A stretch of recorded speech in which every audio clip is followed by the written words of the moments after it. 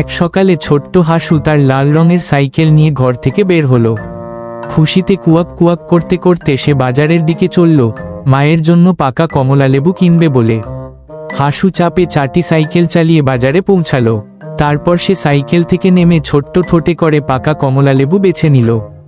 এক এক করে সব কমলালেবু সে তার সাইকেলের ঝুড়িতে রাখল।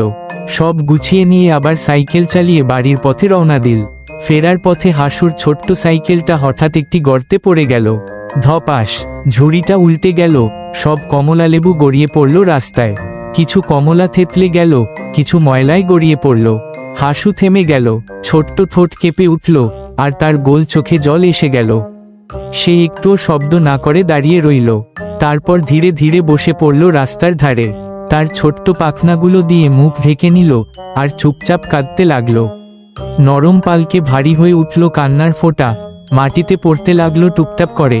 গল্পটি ভালো লাগলে বন্ধুরা লাইক, কমেন্ট, শেয়ার, সাবস্ক্রাইব করে দিও।